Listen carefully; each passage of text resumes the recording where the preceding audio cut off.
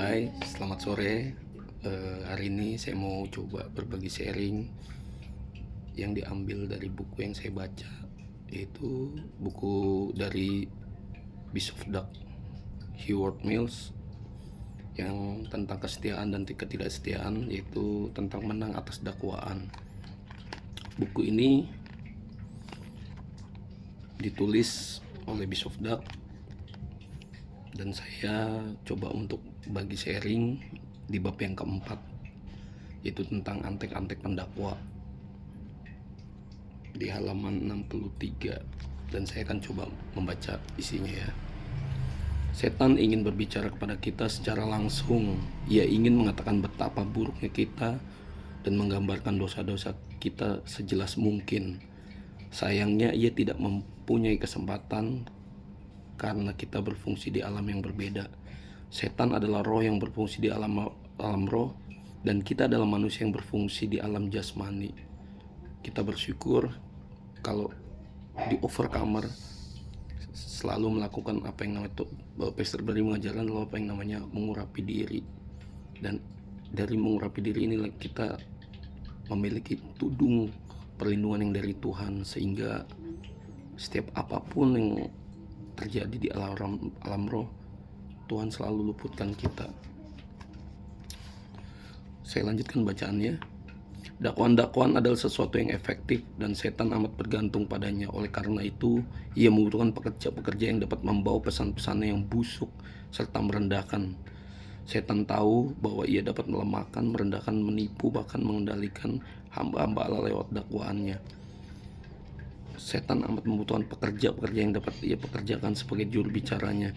Ia akan menghujani umat kudus Allah dengan tinja yang busuk dan berlendir. Melalui para pekerja ini, jangan menjadi juru bicaranya setan. Sangat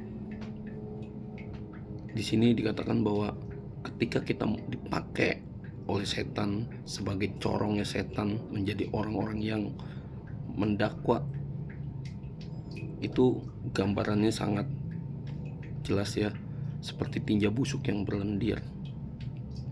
Oleh karena itu, biarlah kiranya kita selalu menang atas ini, dimana kita di Overcomer, Pastor Barry mengajarkan bahwa untuk mengalahkan gates of hell adalah kita dikasihi, kita dicintai, dan kita berkenan. Itu yang meluputkan kita dari dakwaan-dakwaan si jahat yang mau memakai kita. Setan ingin membuang kotoran dan muntahnya ke atas hamba-hamba Allah. Apakah yang Anda mau menjadi alat setan yang dipakainya untuk menyemproti orang-orang baik dengan dakwaan-dakwaan yang kotor? Jangan pernah menerima tawaran kerja setan. Jangan menerima pekerjaan dari iblis ini. Dakwaan adalah merek dagangnya iblis. Saya ingin Anda belajar sebuah pelajaran dari malaikat Mikael yang menolak untuk mendakwa, bahkan mendakwa setan. Mengapa Mikael tidak bersedia mendakwa seseorang yang sudah dapat dipastikan sebagai makhluk yang jahat? Karena itu bukan cara Allah. Begitu Anda mulai mendakwa seseorang, Anda telah diambil alih dari setan dan mengerjakan pekerjaan si jahat. Tetapi penghulu di dalam firman Tuhan di Yudas 9 dikatakan, tetapi penghulu malaikat Mikael ketika dalam suatu perselisihan bertengkar dengan iblis mengenai mayat Musa, tidak berani menghakimi iblis itu dengan kata-kata hujatan, tetapi berkata, kiranya Tuhan menghardik engkau. Bahkan jika seorang malaikat aja gak bersedia mendakwa setan, mengapa kita yang notabene adalah hanya manusia memilih untuk mendakwa seseorang, entah itu teman kita, mungkin yang sudah berpasangan, suami istri kita, bahkan yang lebih ekstrim lagi ketika ada sampai jemaat yang mendakwa hamba Tuhan atau gembalanya. Kalau begitu, mengapa kita mendakwa mereka? Tapi Bishop Duck ini mengajarkan daripada kita mendakwa, yang harus kita lakukan adalah berdoa untuk mereka dan mengasihi mereka. Bukan kita pakai untuk mendakwa, menghakimi, karena menghakimi itu adalah bagiannya Tuhan. Ketika kita melihat setiap orang yang melakukan kesalahan, kita bersyukur gembala kita Pastor Berry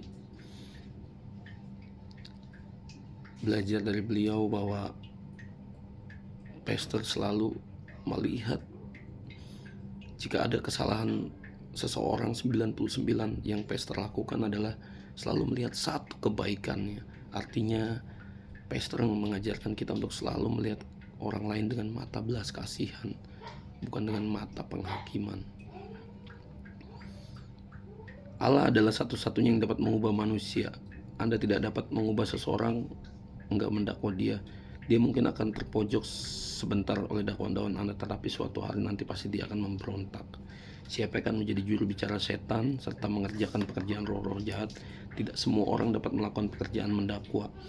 Beberapa orang lebih pantas dibandingkan orang lain. Beberapa orang sebenarnya lebih memiliki kecenderungan untuk menjadi bagian dari pelayanan tuding jari. Biarkan saya memberikan beberapa contoh kepada Anda tentang jenis orang-orang yang cenderung menjadi pendakwa.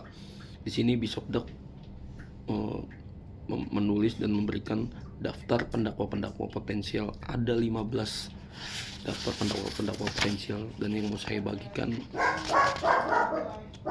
ada di nomor 2, yaitu daftar potensial. Itu yang nomor 2 adalah orang-orang yang kepahitan dan tidak mau mengampuni. Orang-orang ini telah menderita banyak luka dan sakit hati. Oleh karena itu mereka tidak mempercayai siapapun dan tidak mengharapkan yang baik dari seorang pun. Orang-orang yang pernah mengalami hubungan buruk biasanya akan menjadi pendakwa-pendakwa yang paling liar bagi mitra masa depan mereka. Mereka tidak mempunyai kepercayaan. Perhatikan bagaimana rakyat di kisah Daud ingin menyerang dirinya. Mereka adalah orang-orang yang terluka dan berduka. Mereka sudah matang dan siap untuk menjadi pendakwa.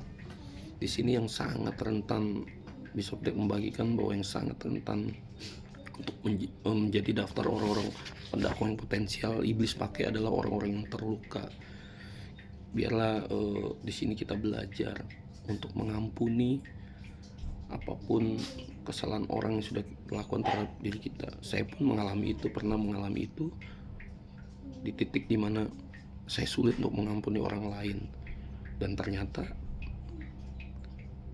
ketika kita mengambil sikap itu, kita menjadi orang yang terluka. Dan di sini ditulis bahwa kita akan menjadi pendakwa potensial ketika kita ketika kita mau mengampuni orang lain. Kita harus ingat di firman-Nya bahwa Tuhan saja mau mengampuni kesalahan kita. Bagaimana kita yang hanya manusia tidak mau mengampuni orang lain?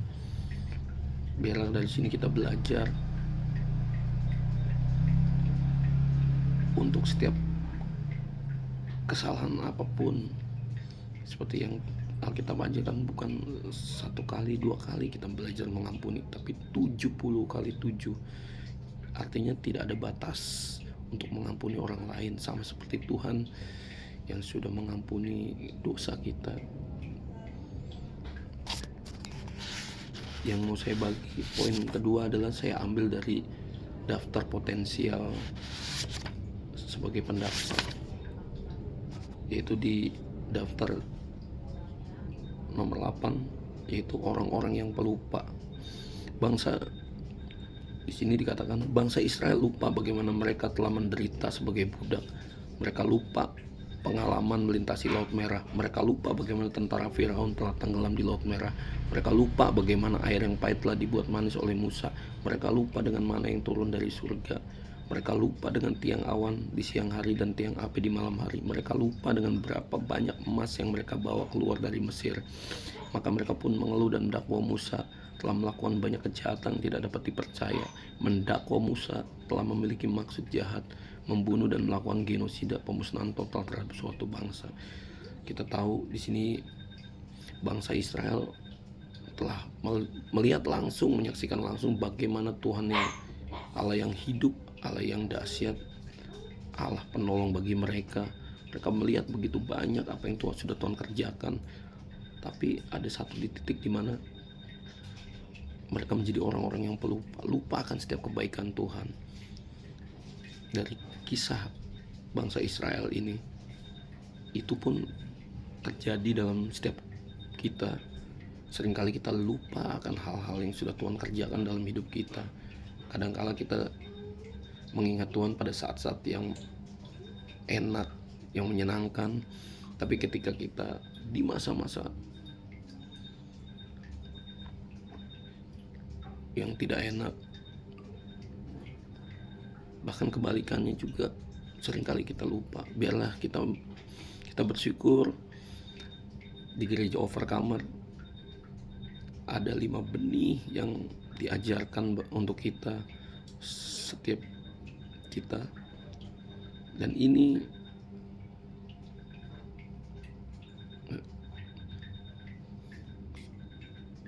kita belajar untuk menjadi, tidak, kita harus ingat dari mana kita berasal. Itu benih yang pertama.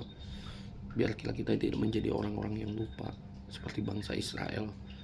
Kita selalu akan ingat kebaikan Tuhan.